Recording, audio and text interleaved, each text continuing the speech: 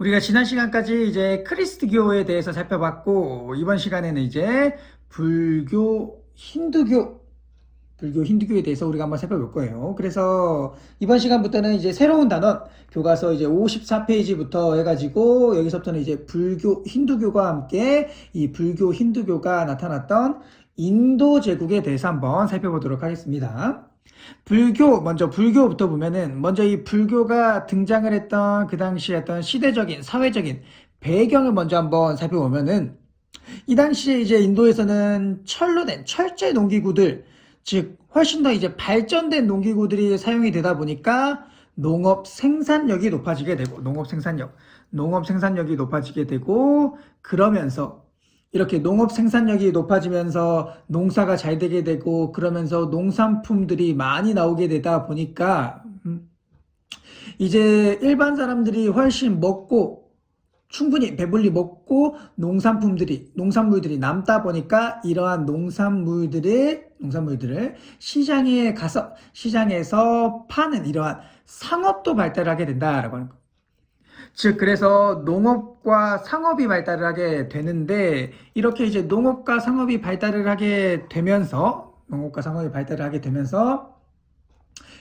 농업과 상업을 담당했던, 그 당시 이제 인도의 카스트 제도에서 이 네 개로 나눠진 그 계층, 브라만, 크샤트리아, 바이샤, 수드라라고 하는 이렇게 네 개로 나눠진 계급에서 농업과 상업을 담당했던 이 바이샤라고 하는 계층이 성장을 하게 된다라고 합니다. 즉, 농업이 발달하고 상업이 발달하다 보니까 농업과 상업을 담당했던 바이샤라고 하는 계층도 성장을 하게 된다라고 하는 거예요. 또한 여기에다가 이제 인도 북부에서 전쟁이 발생을 주로 많이 하게 돼요. 다시 이제 인도 북부에서 많은 전투들이 일어나게 되고 또 전쟁이 일어나다 보니까 또한 이 카스트 제도에서 정치와 군사를 담당했던 크샤트리아 계급도 성장을 하게 되는가. 즉, 그래서 이 당시 우리가 시대적 배경을 보면은 이렇게 농업이 발달하고 상업이 발달을 하다 보니까 이걸 담당했던 바이샤 계급이 성장을 하게 되고 전쟁이 많이 일어나다 보니까 이 군사적인 업무를 담당했던 크샤트리아 계층이 성장을 하게 된다라고 해요. 이렇게 바이샤 계급과 크샤트리아 계급이 성장을 하게 되면서 이들이 이제 이 힘이 커지고 영향력이 커지고 성장을 하다 보니까 어디에 불만을 가지느냐? 자기보다 위의 계급, 즉 자기들의 어떤 신분으로서 차별하고 있는 브라만 계급에 불만을 가지게 돼요. 브라만 계급들이. 그러면서 이 브라만과 함께 이 브라만들이 중심이 된 종교인 브라만 교회에 불만을 가지게 된다라고 하는 거예요. 그래서 브라만 교회에 불만을 가지게 되는 이러한 시대적인 어떤 상황, 배경이 등장을 하게 되고, 이러한 상황 속에서 이제 등장을 하게 되는 게 바로 불교라고 하는 종교가 되는 거예요. 그래서 불교는 BC 6세기, 즉 기원전 6세기에 석가모니가 창시한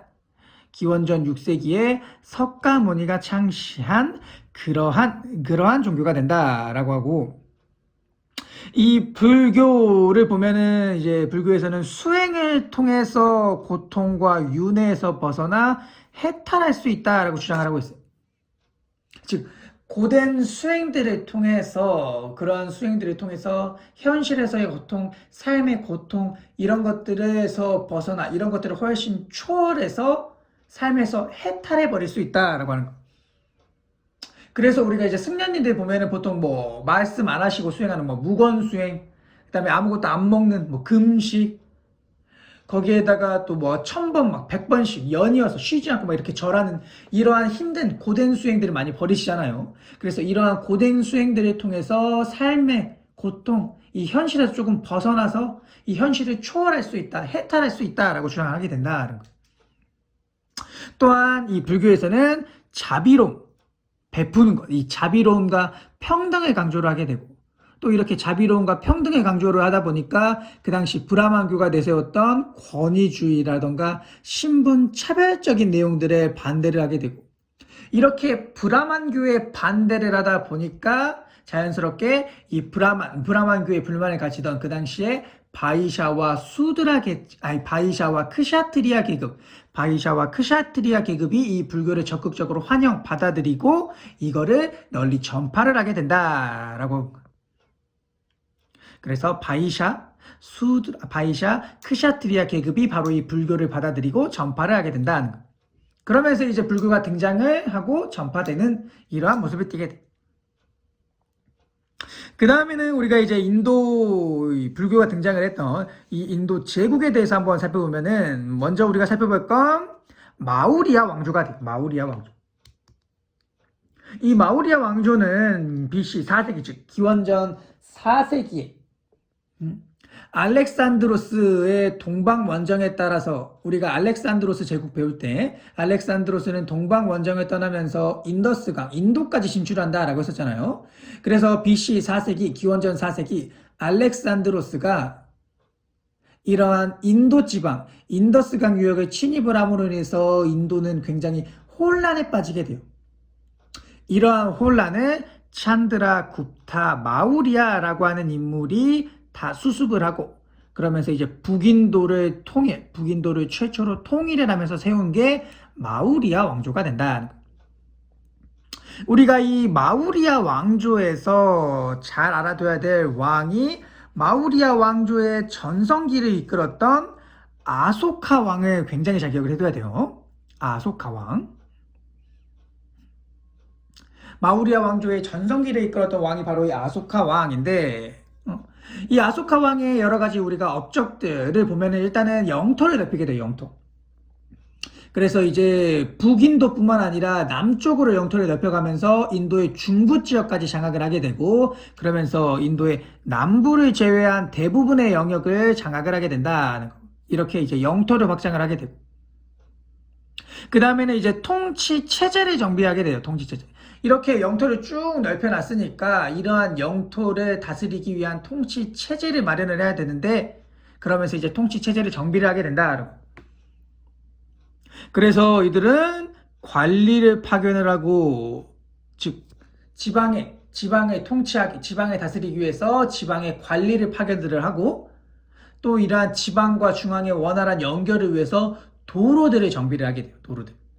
관리 파견과 도로 정비. 우리가 앞서 봤던 그렇죠. 뭐 다리우스 1세 이런 왕들이 했던 것과 비슷하죠.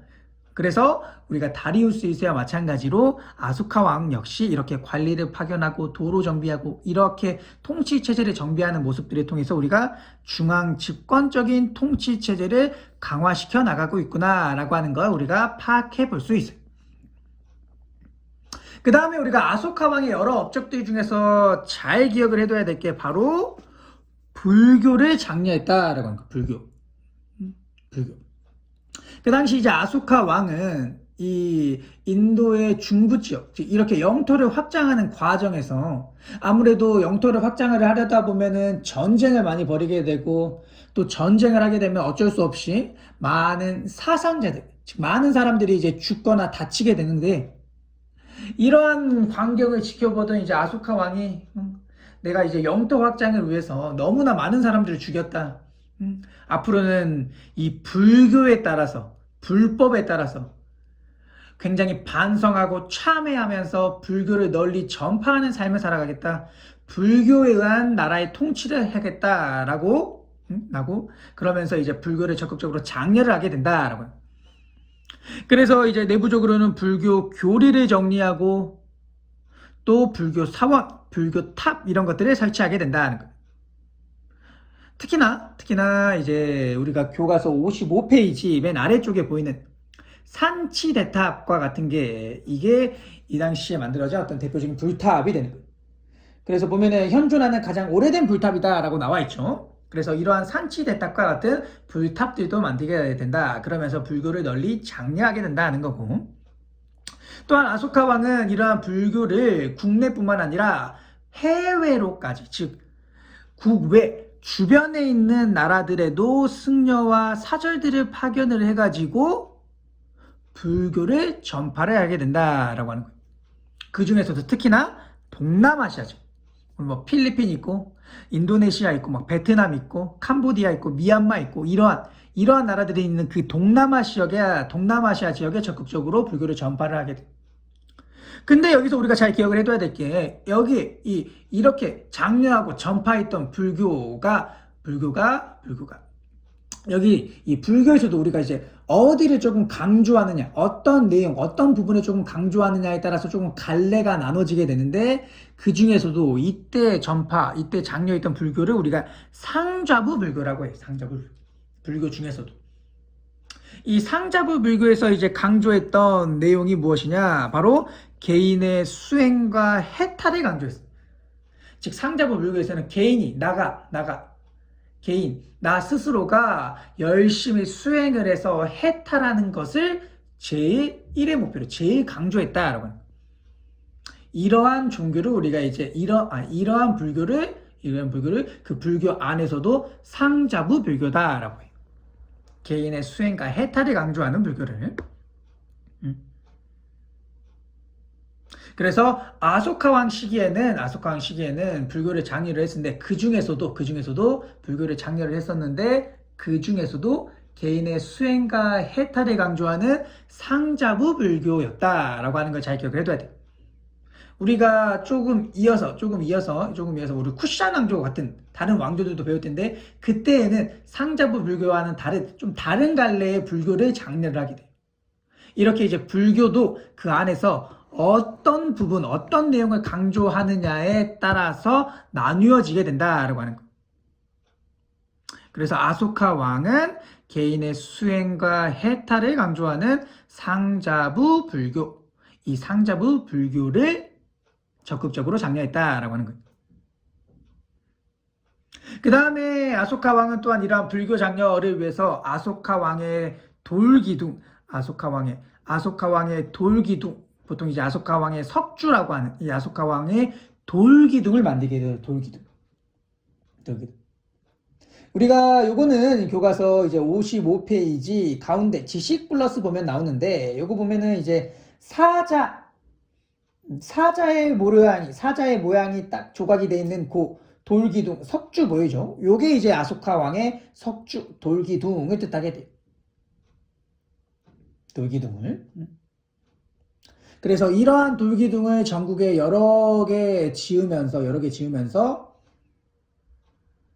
불교를 적극적으로 알리고 장려하고 또 불교에 따라서 불법에 따라서 나라를 다스리겠다라고 하는 어떤 자신의 의지들을 표현하게 되는 거예요.